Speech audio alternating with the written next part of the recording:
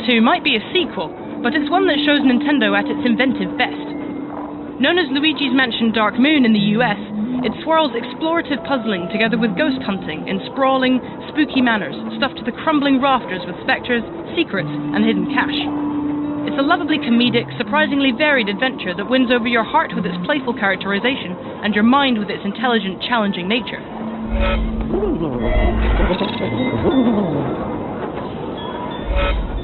You might remember the creepily childlike Professor E. Gadd from the original Luigi's Mansion.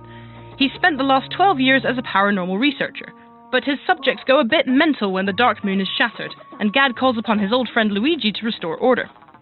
Hapless, burbling, reluctantly heroic Luigi is the perfect star for this slapstick spooky adventure. It's the small details that really bring him to life. His bumbling run, his perpetual cowering, the way he hums nervously along with the theme music. The ghosts exude personality too in their movement, their quirky behaviour, and their reactions to Luigi's presence. Peering through windows and cracks in the walls, you can spy on them cackling gleefully as they run amok. There is huge animation talent on display here. Luigi's Mansion 2 is faultlessly presented, with exceptional attention to detail. The mansions are like living dioramas, with tiny anomalous details drawing your eye to potential secrets. Like Super Mario 3D Land, it's one of the few 3DS games that's really been designed for the 3D effect, and pushing the slider up draws you deeper into its miniature world.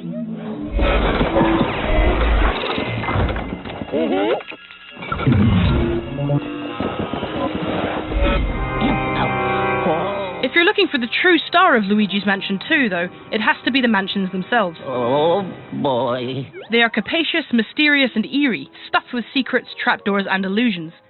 Safes, vents, and strange contraptions release spiraling cascades of green notes and sparkling coins to suck into Luigi's vacuum. Each mansion has its own visual signature, and over the course of all 5, puzzles are almost never reused. It feels continually fresh and inventive. Luigi has just 2 tools, a flashlight with a dark light attachment that reveals illusions and hidden objects, and a poltergust vacuum. The amount that Luigi's Mansion 2 manages to do with these 2 things is astonishing. They are continually applied in new contexts. Ghosts must be stunned with the flashlight before being sucked into the Poltergust 5000, paddling desperately at the air as they go. Special ghosts like Trixie Boos must be revealed with the dark light first before being stuffed into the vacuum. New ghosts regularly appear to keep things fresh, but it's the enjoyable physicality of hoovering them up that keeps things entertaining from beginning to end. Each mansion ends in a boss fight that usually combines ghost busting with puzzling. The multiplayer mostly focuses on this ghost hunting combat, sending you into a randomized mansion in a group to clear it out floor by floor, hunt invisible ghost dogs, or race to find a hatch to the next level. It's good fun, but always balanced for 4 players, so playing with fewer is a stiff challenge. It's out with combat that the game is most interesting. Luigi's Mansion is the closest Nintendo has ever come to creating a point-and-click adventure.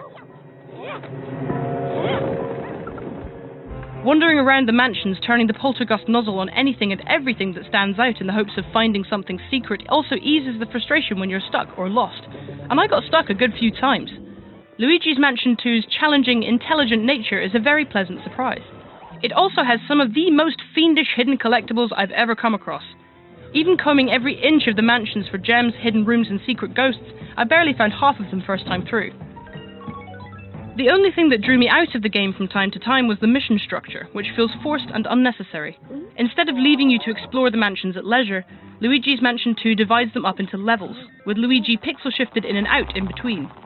It allows for one-off twists to familiar mansions, but it also disturbs the immersion when you're dragged back to the bunker on the cusp of a new discovery. Hello? EGAD also calls you up every 5 minutes like an anxious boyfriend to offer guidance, especially in the first 2 mansions.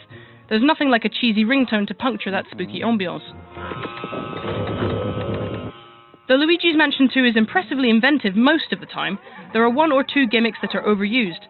The first time a cute little polterpup steals something from you and leads you on a merry chase through an entire mansion, it's unexpected and entertaining. The third time, not so much. Some parts of the game also rely heavily on the 3DS's motion sensing gyroscope, so good luck playing that on a train.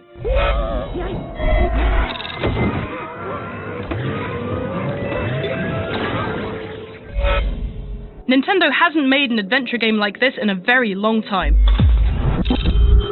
It's one of the 3DS's best games, and though I sometimes wish that it would leave me alone to explore more at my own pace, otherwise it's difficult to fault something this detailed, absorbing, and masterfully made. For everything else on Luigi's Mansion 2, stay with us on IGN.